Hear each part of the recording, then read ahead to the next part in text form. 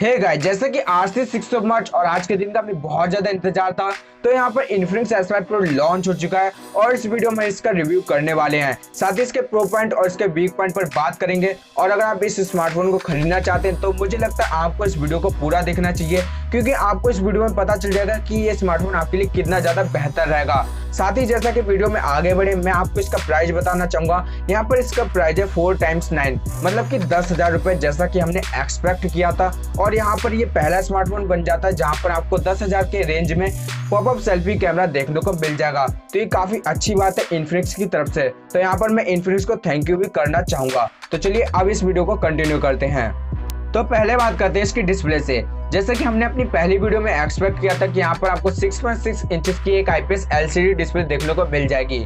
तो यहाँ पर आपको 6.6 इंचेस की तो नहीं, बल्कि आपको यहाँ पर 6.53 इंचेस की एक IPS LCD डिस्प्ले देखने को मिल जाती है, जहाँ पर आपको बॉडी रेशियो मिलता है 91%। तो आप समझ सकते हैं कि आपको यहाँ पर फुल बेजल डिस्प्ले देखने को मिल जाती है। और यहाँ पर इसके इंप्रूवमेंट की बात करें तो यहाँ पर इन्फिनिक्स ने कुछ इंप्रूवमेंट किए हैं डिस्प्ले में, जैसे कि आपको यहाँ पर एक्सपीरियंस से बताना चाहूंगा। और यहाँ पर मैंने कुछ रिव्यूज भी देखे हैं, तो यहाँ पर आपको कलरफुल डिस्प्ले देखने को मिल जाती है जो कि काफी ज्यादा ब्राइट है।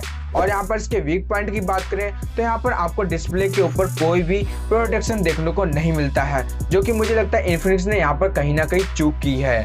और इसके प्रोसेसर को देखें तो यहाँ पर आपको MediaTek Helio P30 पर आपको ऑक्टा का प्रोसेसर मिल जाता है, जो कि यहाँ पर आपको 12 नैनोमीटर की टेक्नोलॉजी पर दिखेगा। और यहाँ पर जो इसकी स्पीड है वो यहाँ पर आपको 2.3 GHz पर क्लॉक्ड दिखती है। साथ ही आपको यहाँ पर ग्राफिक्स भी मिल जाता है जो कि पावर VR GE8320 के साथ आता है। तो यहाँ पर इन्फिनिक्स की तरफ से थोड़े बहुत इंप्रूवमेंट किए गए प्रोसेसर में भी, जो कि यहाँ पर पहले वाले स्मार्टफोन से काफी अच्छी बात है। फिर भी मैं आपको यहाँ पर एक बात बताना चाहूंगा जो कि मुझे नहीं कहने चाहिए। हालांकि आपको यहाँ पर काफी ज्यादा प्रोमोट्स मिल जाते हैं। तो अगर आप एक गेमर हैं, जैसे कि आप PUBG गेम खेलते हैं या फिर आप कॉल ऑफ ड्यूटी जैसे हैवी गेम खेलते हैं, तो आप इस स्मार्टफोन में गेम तो चला सकते हैं, पर आप यहाँ पर लो सेटिंग में चला सकते हैं। और इसके स्पेस को देखें तो यहाँ पर आपको सिर्फ एक ही वेरिएंट अवेलेबल होगा, जहाँ पर आपको 4GB का रैम और 64GB का रोम देखने को मिलता है। और अब फाइनली बात कर लेते हैं इसके कैमरा हाइलाइट्स की, जहाँ पर इसका मेन मैकेनिज्म है इसका फ्रंट में दिया हुआ पॉपअप कैमरा, जो कि 16 मेगापिक्सल का, और जो इसका अपर्चर है वो 2.0 पर बेस्ड है। और यहाँ पर आपको साथ ही LED फ्लैश भी मिल जाती है, तो आप इससे काफी अच्छी सेल्फी क्लिक कर पाएंगे। तो ये काफी अच्छी बात है, यहाँ पर आपको कोई भी वीक पॉइंट नहीं देखने को मिलेगा। और अब बात करें इसके रियर कैमराज की, तो यहाँ पर आपको 48 मेगापिक्सल के 3 AI कैमरास देखने को मिलते हैं, जहाँ पर आपको मेन कैमरा वही 48 मेगापिक्सल का, और जो सेकेंडरी कैमरा 2 मेगापिक्सल का, जो कि डेप्थ के लिए यूज किया जाएगा। और जो थर्ड कैमरा है वो यहाँ पर कैमरा नहीं, बल्कि आपको लो लाइट सेंसर मिलता है। तो मुझे लगता है अगर आप रियर से फोटो खींचते हैं तो अदर फोन के हिसाब से आप काफी अच्छी फोटो क्लिक कर पाएंगे, क्योंकि आपको यहाँ पर लो लाइट सेंसर देखने को मिल जाता है।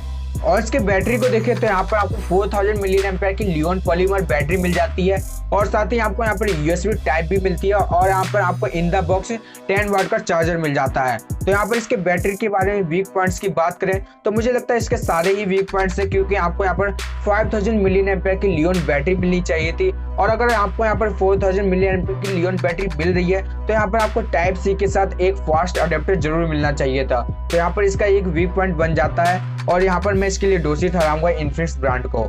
और यहाँ पर मेरे ओपिनियंस की बात करें तो मैं इस स्मार्टफोन को 10 में से 6 की रेटिंग देना चाहूंगा, क्योंकि मुझे लगता है अगर कोई भी इस स्मार्टफोन को खरीद रहा होगा तो वह यहाँ पर इसके कैमरा स्पेक्स और इसके डिस्प्ले को देखता होगा। और अगर इस स्मार्टफोन को कोई नहीं खरीदा तो यहाँ पर इसके बैटरी और चार्जिंग को देखेगा, साथ ही इसके प्रोसेसर को भी देखेगा। तो ये थे मेरे ओपिनियंस। मुझे लगता है आपको ये वीडियो बहुत ही ज़्यादा अच्छी लगी होगी और काफ़ी ज़्यादा हेल्पफुल भी रही होगी।